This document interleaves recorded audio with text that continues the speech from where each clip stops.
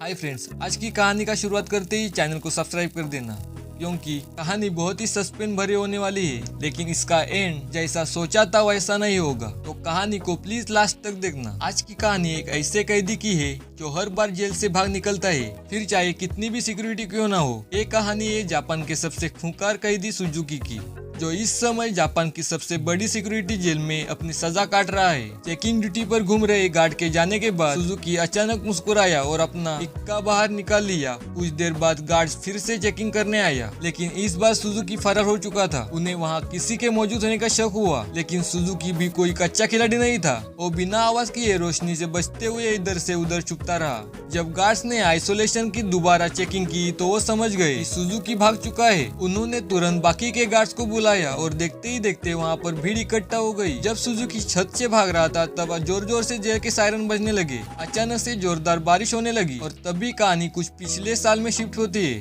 12 साल पहले कुछ कैदियों को एक जेल में लाया गया था। उनमें से एक सुजुकी भी था, जो वहाँ 10 साल की सजा काटने आया था। क्योंकि वो कभी कुछ बोलता नहीं था तो सबने मान लिया कि वो शायद गूंगा है। उसकी छाती पर माउंट फिजी का उल्टा टैटू भी था। सुजुकी उस समय भी जेल से भागने के लिए मशहूर था और अब तक वो ऐसा 3 बार कर चुका था। इसके बाद सुजुकी को एक छोटे से कमरे में लाया गया, जहाँ सिर्फ एक रोशनदान था। उसने रोशनदान को ध्यान से देखा। उसके दिमाग में जरूर कुछ चल रहा था। बाहर गार्ड ने जेल के वार्डन मिस्टर का निमोरा से सुजुकी इस बार तो हरगिज नहीं भाग पाएगा। लेकिन जैसे ही उसने शीशे में देखा तो सुजुकी पहले से ही गायब हो चुका था। गार्ड ने पूरे शहर को घेरने का ऑर्डर दिया ताकि सुजुकी किसी भी हालत में बच न पाए, लेकिन गार्ड ने तो उसे 20 मिनट में ही पकड़ लिया। पता नहीं क्यों पर सुजुकी ट्रेन की पटरी से सीधा भाग जा रहा था। इसके बाद उसे फिर से उसी कमरे में कैद कर दिया गया, लेकिन इस बार उसके हाथों में हथकड़ियां थी। जब एक गार्ड ने अंदर झाँक कर देखा तो सुजुकी मुंह पर चादर ओढ़े सो रहा था। गुस्से में उसने सुजुकी को चादर हटाने को कहा, क्योंकि वो कोई चांस नहीं लेना चाहते।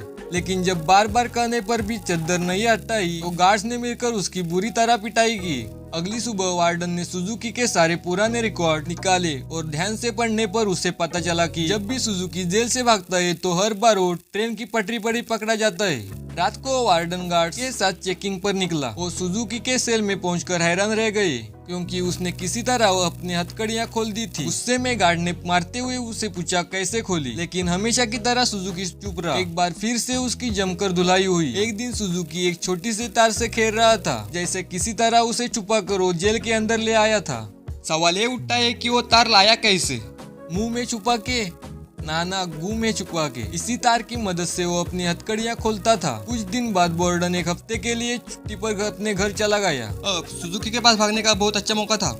उसने अपनी तार निकाल ली और ताला खोलने की कोशिश की। जल्दी वहाँ पर एक गार्ड चेकिंग के लिए आ गया। उसने झांक कर देखा कि सुजुकी फिर से अपना मुंह ढककर सो रहा है, लेकिन इस बार गार्ड बिना कुछ कहे चला गया। लेकिन असलियत तो ये थी कि सुजुकी अंदर था ही नहीं। वो तो चिपकली बनकर छत से चिपका बैठा था। वो जेल से भागने के लिए सही मौके का इंतजार कर रहा था। गार्ड जाने के बाद वो धीरे धीरे ऊपर तक पहुँच गया। उसने छत की एक खोखली जगह पर मुक्का मारा और वहाँ से भाग निकला। जब गार्ड्स को पता चला तो उन्होंने तुरंत सायरन बजा दिया। वार्डन को भी खबर पहुंचा दी गई और वो तुरंत वहाँ से निकला। अगली सुबह पुलिस सुजुकी को पकड़ने का प्लान बना रहे थे, तभी वार्डन वहाँ पहुँच गया। उसने कहा सारे प्लान छोड़कर सिर्फ एक टीम पास की पटरियों पर भेज दो। ऑफिसर्स को भी लगा अरे बूढ़ा हो गया वार्डन, दिमाग सटिया गया है इसका। अरे वो पागल थोड़ी है, हर बार सेम जगह जाएगा। लेकिन वार्डन ने उन्हें विश्वास दिलाया कि उसे 100% भरोसा है कि सुजुकी वहीं मिलेगा। तो उन्होंने उसकी बात पर भरोसा करके टीम भेज दी और उसकी बात सच भी निकली। सुजुकी को एक बार फिर से ट्रेन की पटरियों पर पकड़ लिया गया। जेल से निकलने में तो चाचा चौधरी बन जाता है, कंप्यूटर से तेज दिमाग बाद में क्या हो जाता है। वार्डन के काम से खुश होकर उसे प्रमोट कर दिया गया। अब वो एक बड़ा ऑफिसर बन चुका था, जो देश की सारी जेलों में जाकर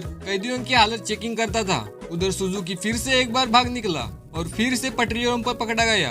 हर साल उसे एक नई जेल में भेज दिया जाता था, जिसमें ज्यादा सिक्योरिटी होती थी, लेकिन वो हर जगह से बचकर निकल जाता था। इसी वजह से मीडिया ने उसे स्टार भगोड़े का खिताब दिया और पूरे शहर में मशहूर हो गया। 12 साल बाद उसे सेंट्रल जेल में लाया गया। वहाँ वो कड़ी सिक्योरिटी में था, क्योंकि 10 गार्ड सिर्फ उसी पर निगरानी रखने के लिए खड़े थे। उसका कमरा भी पूरी तरह सीमेंट से बना था और दरवाजे पर कई ताले थे।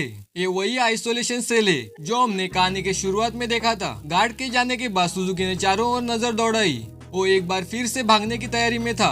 एक गार्ड ने खाना लाकर उसके सेल में रखा, लेकिन उसके जाने से पहले ही सुजुकी ने उसे पकड़कर हथकड़ी लगा दी। गार्ड ने तुरंत सीटी बजा दी, जिससे कई और गार्ड्स वहां पहुंचे। उन्होंने मार मार कर उसकी बुरी हालत कर दी। होश आने पर सुजुकी ने दरवाजे से गार्ड को जाते हुए देखा। उसके चेहरे से खून टपक कर लोहे की सलाखों पर गिर रहा था। अगली सुबह गार्ड्स ने उसकी हथकड़ियों पर कुछ और पैच कर दिए ताकि इस बार वो उन्हें खोल ना पाए। जाने से पहले वो एक बार फिर से उसकी शरीर की मेंटेनेंस करके गया। इसी तरह सुजुकी के दिन बीत रहे थे। वो जानबूझकर उससे पंगे लेता और वो उसे मारते और फिर वो अपना खून लोहे की सलाखों पर टपका था। एक दिन गार्ड्स ने उसको इतना मारा कि उसका दांत ही टूट गया, लेकिन सुजुकी ने उसे उठा लिया और उसे देखकर अजीब तरीके से मुस्कुराने लगा। ऐसा लग रहा था जैसे ये सब उसी के प्लान का हिस्सा है। इसके बाद सुजुकी दीवार पर अपने दांत से कुछ बनाने लगा। कुछ हफ्ते बाद सुजुकी ने एक बार फिर गार्ड पर हमला कर दिया। इस बार उसे खतरनाक सजा दी गई। उन्होंने उसे एक लंबी जंजीर से बांधकर ऊपर लटका दिया। एक साल बीत गया और सुजुकी अभी भी सजा काट रहा था। उसकी हालत बहुत बुरी हो चुकी थी। उसका शरीर सड़ने लगा था और उसके घावों पर कीड़े पड़ चुके थे। आखिरकार उस शाम गार्ड्स ने आकर उसकी जंजीरें खोल दी। पूरे एक साल बाद उसे चैन की सांस आई।